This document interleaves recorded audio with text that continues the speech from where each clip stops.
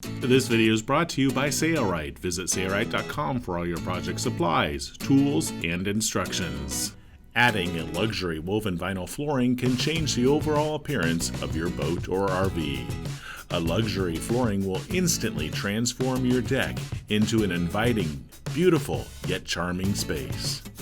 Infinity flooring resists wear, fading, soil, and mold in settings where performance is essential. Follow the steps in this video to install this luxury woven flooring yourself and save money. This luxury woven vinyl flooring is ideal for indoor and outdoor use on many types of surfaces. In this video, we'll show you how to apply it in a powerboat. Brian, a manager at Sailrite, will show you the steps required to pattern it for your application. To start, we need to make a pattern to determine our cut pieces. Here's Brian. The first step in patterning is to apply 3M filament strapping tape around the perimeter of the area where you want the flooring to be installed. Then on top of that, use double-sided tape. Here we're using part number 129. The filament strapping tape will allow us to remove the double-sided tape when we're done patterning. If you don't use it, you'll have a very difficult time removing it. Here's Brian. Okay, first what we want to do is start at a corner. We're going to go ahead and expose part of our tape. And we're not going to go all the way to the edge of our patterning material because we want to be able to make sure that once we get to the front that our material's not too short. At obstacles like this corner, you'll need to cut away some of the Durascrim pattern material. At first he used a razor, but scissors work best. As he continues to apply the pattern material, he goes around removing the transfer paper, which reveals the glue on the double-sided tape. And you don't have to worry too terribly much about wrinkles at this point because we'll be able to pull it back up and get those out. Really what we're trying to do now is just get our patterning material into kind of the general shape of what we're working with here. Since the pattern material has to go into a cubby, more cutting is required, but he cuts oversized just so that he can get it to lay fairly flat. Right now we're just cutting away excess material to get to the contours a little better.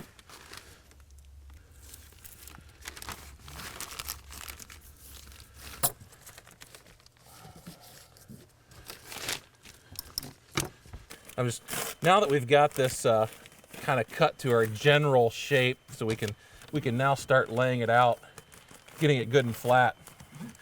This is actually, of the entire process, this is probably the most time consuming. And what's interesting is, you know, there's a number of companies out there that will sell this pre-sewn, obviously at quite a premium price. If they don't have your boat on file, then you get to pattern it. And so you do all the hard work for them.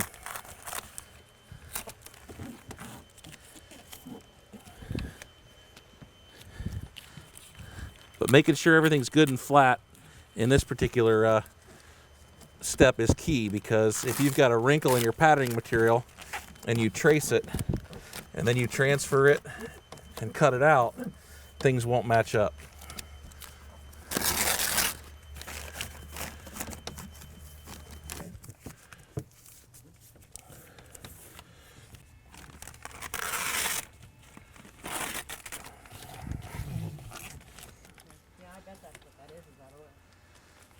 If the pattern material isn't large enough to cover the area, that's no problem. We can join two sections together.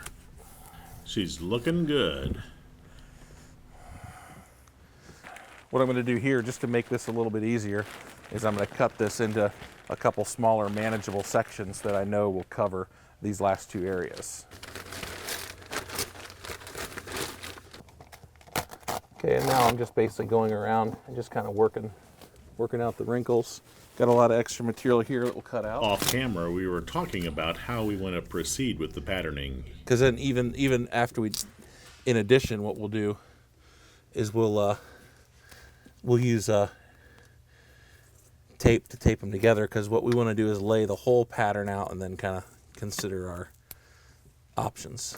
We decided that we want our entire pattern material to be one whole piece. Then we can take it to our work table and decide the best way to nest the pattern on our flooring to save on flooring.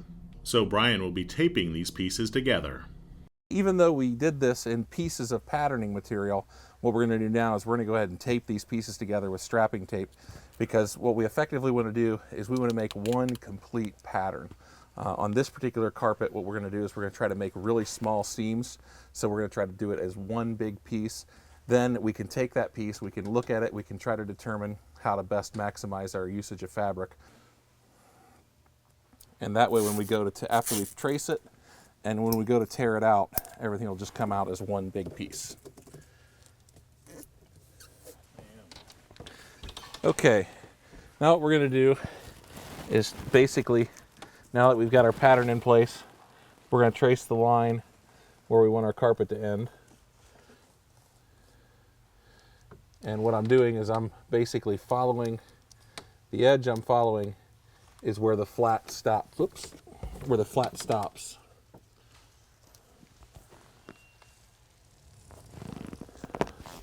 Now when I get to the step here, I don't want the carpet to overhang. So what I want to do is basically pick the point that I want the carpet to stop. And so what I'll do is just make a few index marks so that I have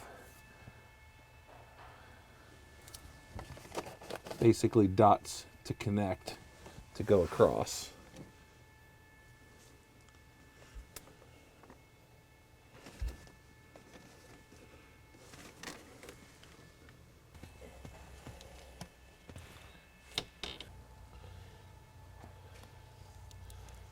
Anywhere cutouts need to be made, he'll also mark that with a Sharpie marker.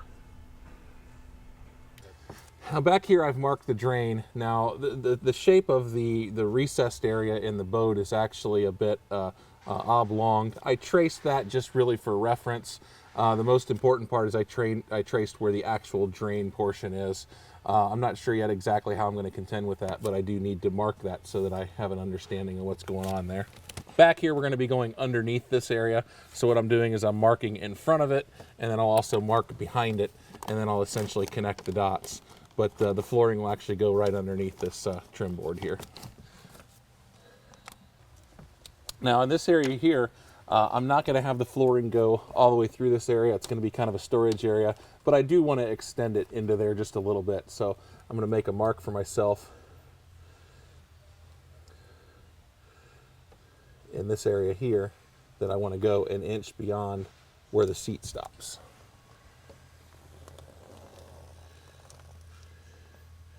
We'll need to cut this hole out for the table leg. I'm going to mark the actual hole.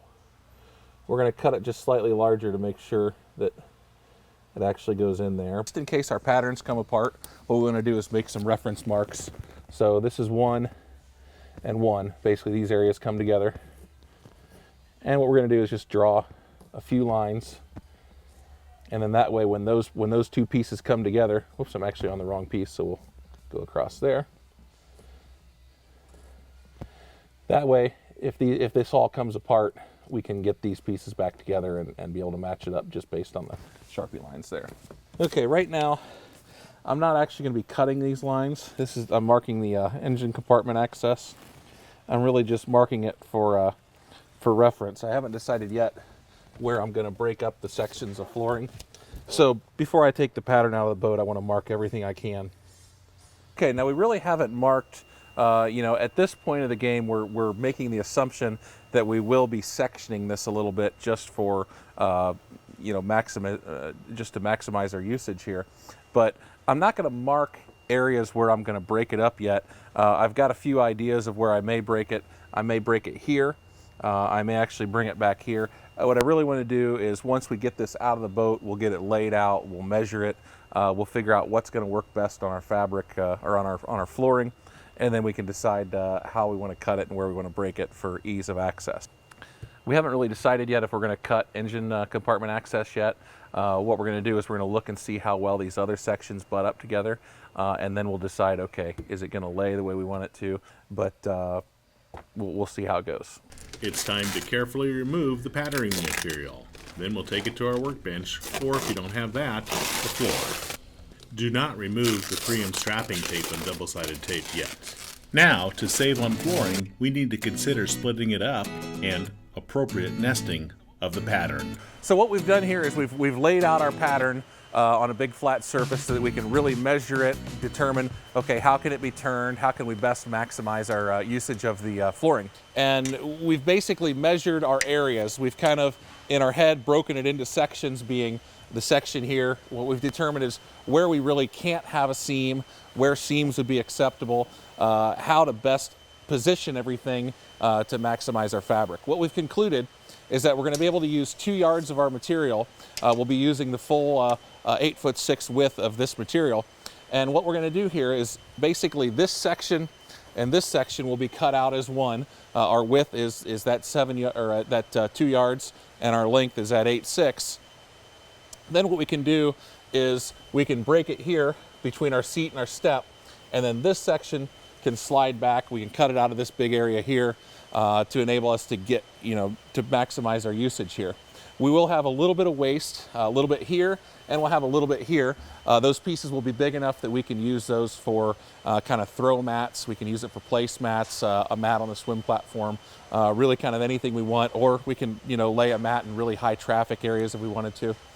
One thing about this boat was we really wanted the wall-to-wall look. We didn't want, the look of carpet binding the floor underneath, carpet binding floor underneath, and a bunch of broken up pieces that are snapped down.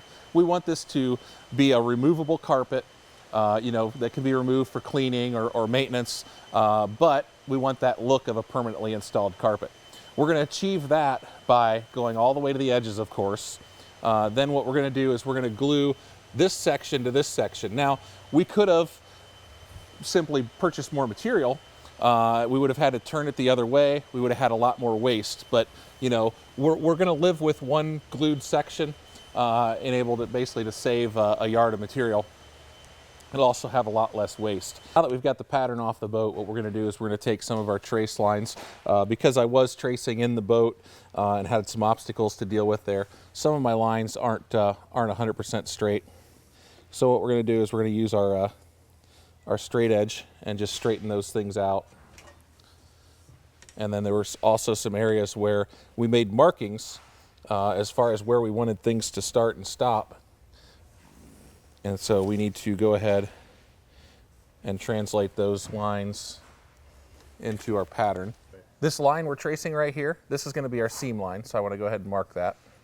This is where we'll glue the two sections together.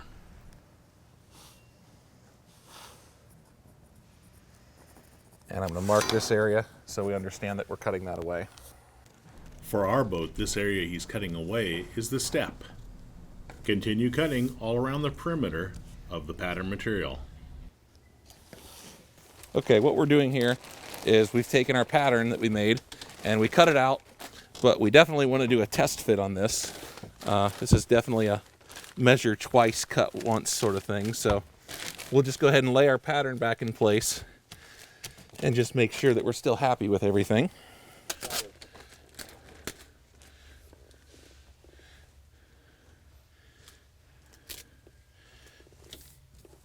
Okay, so what we've done is we've laid all of our pattern back into place, and we just want to double check our fit. If changes need to be made, mark on the pattern material, adding area or cutting away area. If you need to add, just mark on the material how much needs to be added. At the seat, we've got a little bit of a change here. We need to take just a little bit of a notch out here. Once that's done, we can start laying it up on our floor. Okay, now we are laying our pattern onto our material, and we do need to absolutely take note of which direction we're laying it. What I've done, because we're laying this on our material as upside down, so it's face down, so we of course also need to lay our pattern face down. That would be kind of a terrible thing to pattern the whole thing backwards. Right now I'm taping down my pattern because I took care to make sure I had a good flat pattern. Well, if I took my good flat pattern and transferred it onto my material crooked, then It wouldn't be a very good pattern, of course. Okay, now what we've got is remember we cut our pattern into 2 pieces. The reason we did this was to optimize our fabric usage. Now, the key here is because we're going to join 2 pieces, we want to make sure that the weave is going the same way. Now, this particular pattern does not have stripes or anything like that, so we don't need to worry too terribly about getting that exact. We just want to make sure everything's going the same direction. So this piece that will be joined right there, basically what we're going to do is we're going to scoot it down into this area here. We're actually going to leave it probably right here. That way we can do a nice, good, clean cut and have a little bit left over here, and we'll have some left over there. But this makes sure that the fabric's all going the same direction in the boat. Now that we have it nested appropriately, it's time to cut it out. Now from our pattern, when we checked it in the boat, we decided we wanted to add a 1/4 inch here. So what I'm going to do is lay my patterning ruler on top at the 1/4 inch mark and then go ahead and trace a line. Now I do need to recall as I'm cutting that the Sharpie line that I'm putting on is outside of my cut line.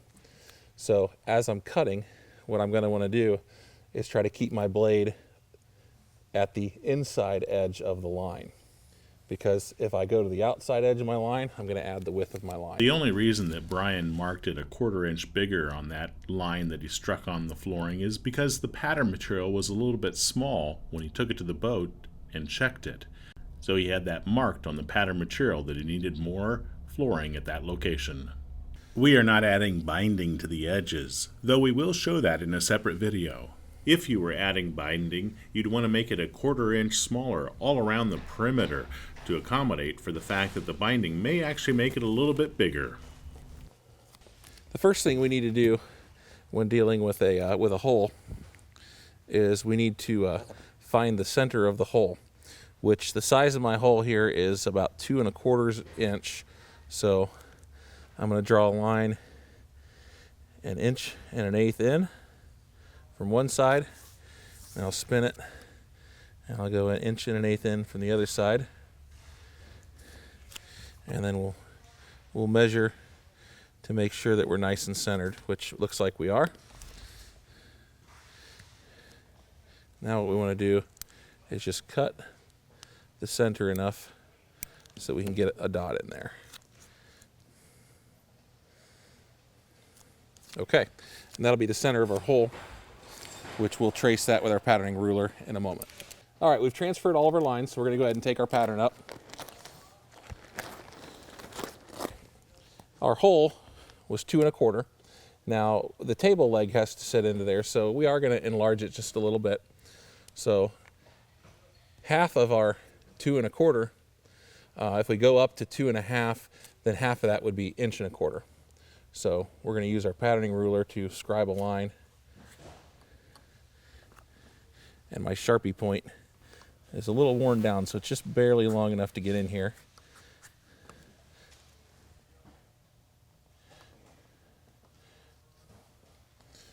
And so we have scribed a circle. We'll cut that out with scissors after a bit, but we want to go ahead and mark that while it's fresh. All right, now we're going to slide our mat underneath, and then we want to get our ruler on here. Now, when we do this, what we want to do is remember, I scribed my line on the outside of my pattern, so I need to cut along the inside edge of my line. Also notice I'm keeping my patterning ruler on the inside. That way if I do miscut and my rotary cutter parts away from the pattern, then it will go out into my scrap material, not into my good material. If you don't have a rotary cutter and a cutting mat, you can use scissors.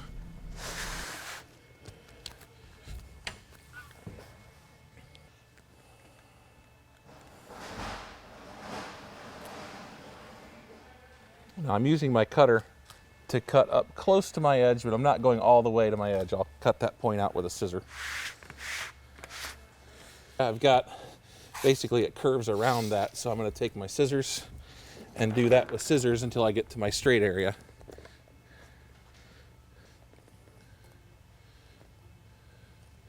Into my straight. and then I'll come back to the rotary cutter. Okay, now what we've done is we've cut out our main section. Now we are going to go ahead and test fit it, but before we do that, what I want to do is I want to make just a little snip to mark the center of our hole, because what I'm going to want to do then is just double check and make sure the placement of that's proper, because this is a big area, so I don't want to have my hole off a 1/4 inch or so. We're going to go ahead and lay it into place, and we're going to do one more test fit just to make sure we're happy with everything before we go through the trouble of gluing our 2 pieces together. We did purposely have a nice tight fit, remember?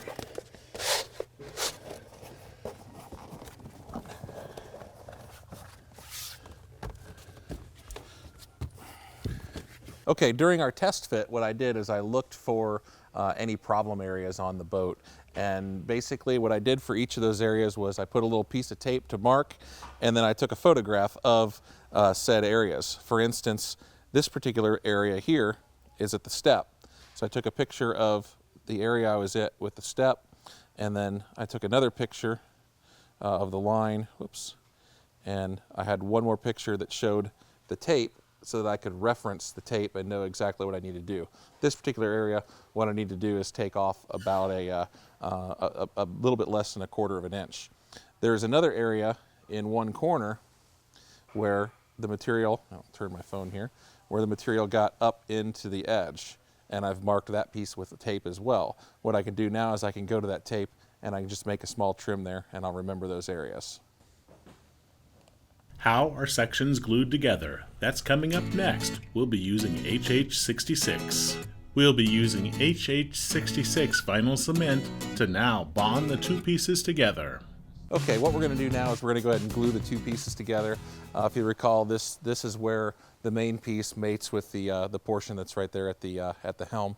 What we want to do is we've got a piece of shelter-right material, and what we're going to do is we're going to just take this 3-inch strip, and we're actually going to glue it to the back side. In addition, we're going to glue the 2 edges of the material together. Now, we've already checked to see that these 2 made up very well, which, as you can see, they do. We're not 100% perfect, but we are extremely close. So we're going to basically work with what we have there. Now, before we start, what we want to do is go ahead and just make sure we're larger than the area. After it's in place, we can trim away the excess, but we want to make sure we go a little larger so that we have good adhesion. So just start by slipping this under here. Now this is actually a little easier for us because we can see our edges where they mate. It might be important if you don't have that to mark those. We're going to start with the material upside down. And what we're doing here is we want to coat both the edges without getting too much onto the face with our shelter-right, or with our HH66. I've got the shelter-right underneath, so that way we don't get any slopped onto our table. It does clean up quite easily if we do, though. But we just want to brush a nice even coat. We want to make sure that we're covering the entire area that's being glued. It's okay if we extend just a little bit off of that. And remember, this was 3 inches, so I'm coating about 1.5 inches. Okay, we've got that side. Okay, now we want to flip this so that we can get to it. And once again, we're going to do much of the same thing. Now we're going to be careful now we don't get glue onto the front with this as we slide this under.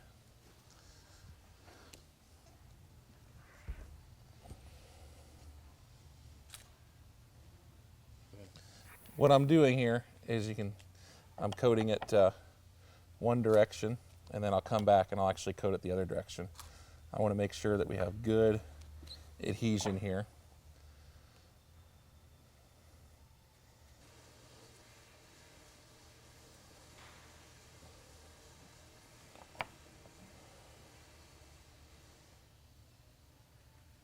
He's going over the other half now, applying a little bit more HH66. what I'm doing here is I'm taking the brush and I'm starting on the bottom side and brushing towards the top. What that does is that makes sure that any excess is staying on the bottom, not really getting to the top. All the while I'm still getting a good coat on my edge. And then we'll just clean up that excess.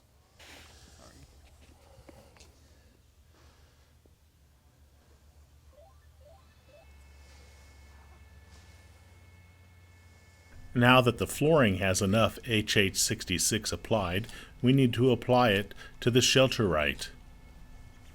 Once it's applied thoroughly to the Shelterite, we can bond the two halves together with the Shelterite on the bottom. Okay, the instructions say once you've applied this to let it set up for 2 to 5 minutes. Now the pieces we started with are obviously they're getting close to 2 to 5 minutes already. So what we want is this is a contact adhesive, so we want it to start to tack up to where it's going to bond and not slip and slide.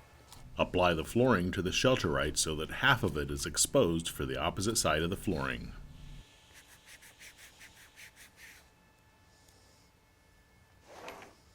Take your time here. It may be wise to get a second helper, line up the pieces, and then butt them up firmly against each other. Once it is bonded to itself, it will be almost impossible to make adjustments, so make sure you do it very carefully and slowly, and possibly with a second helper. Okay, now this type of adhesive will stick immediately, but it won't form its full bond. The bond strength increases as the cement sets. That full bond time can be as long as 24 hours, just depends on the atmospheric conditions. But we're going to let this sit basically overnight before we start putting it in the boat and flogging it about. The extra Shelterite can be cut away with scissors.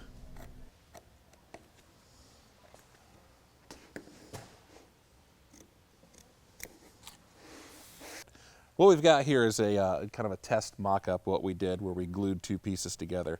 As you can see, we have formed a very good bond there. Now there I kind of poked my finger through, and what we could do on something like that is we could take a little bit more glue and put in there and set it up, okay? Which we'll check ours tomorrow and see if we have any of that. Same thing here in this little corner, we could put a little more glue, put that like that, it'll set up and set up nicely for us. But I just wanted to show how well everything bonds together. Now you can see that the bond here is greater than the bond of the foam, which the foam is, it's a pretty good thing.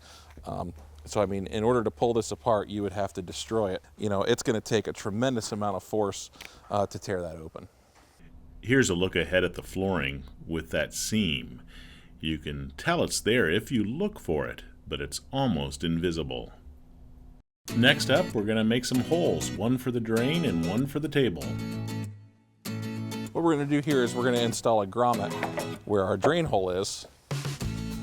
And so what we're going to do is we're going to first orient our pattern.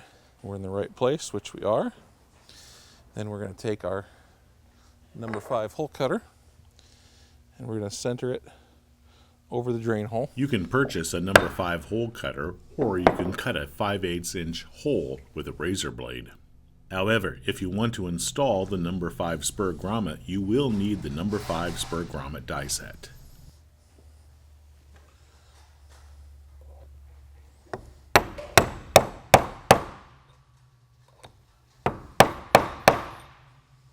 And here's what that grommet looks like after it's been set.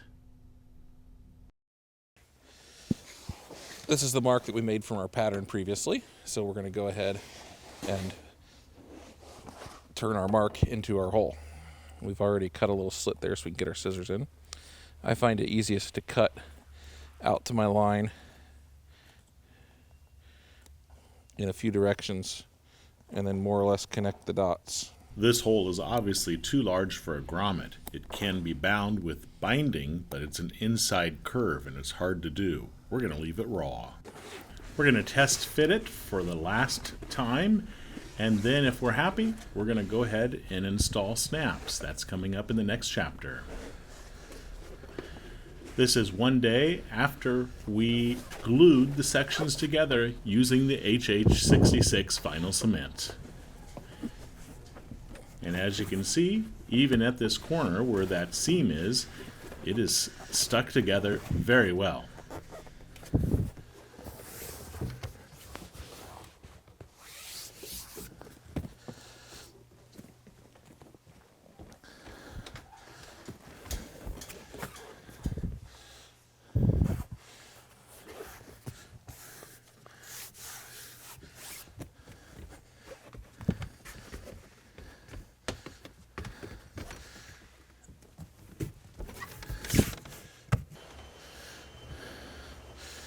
Okay. Everything's good. Brian's happy with the job, so we can go ahead and now install some snaps at certain key spots. That's coming up next.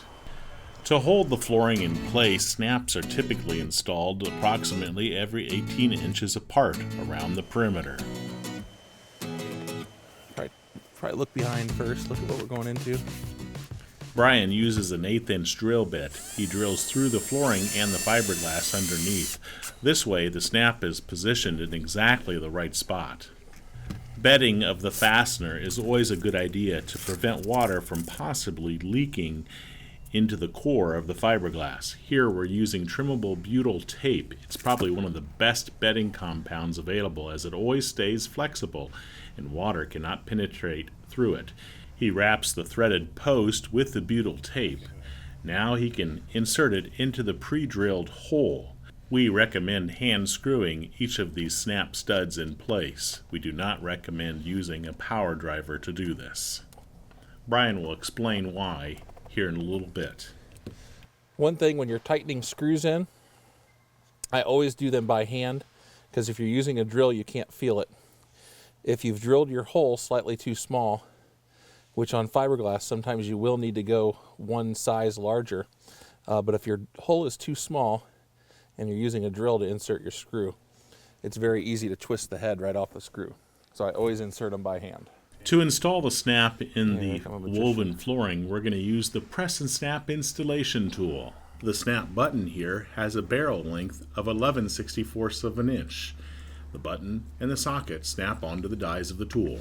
And then we've got our hole that we have located Because there. he used the drill and drilled through the flooring, he knows exactly where the snap is to be positioned. And just make sure we end up with it right in the hole. That way we've got an exact fit. One simple squeeze of the lever and the Press and Snap punches the hole and sets the snap all at once. Great tool. Again, to keep the flooring from moving around, we recommend installing snaps approximately every 18 inches apart around the perimeter. Here, he's using butyl tape again, and you can see as the snap is being screwed down, the butyl tape squeezes out from underneath and is easily cleaned up with just another wad of butyl tape.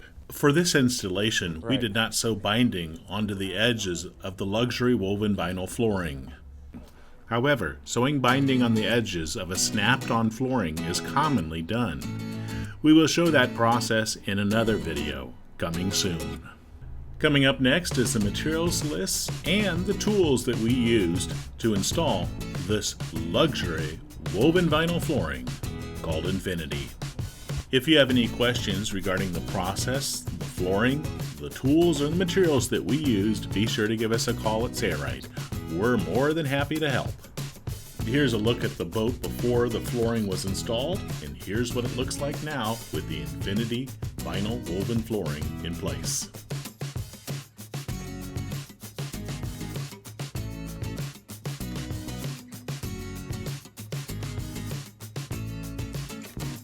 It's your loyal patronage to Sayrite that makes these free videos available. I'm Eric Grant, and from all of us here at Sayrite, thanks for watching.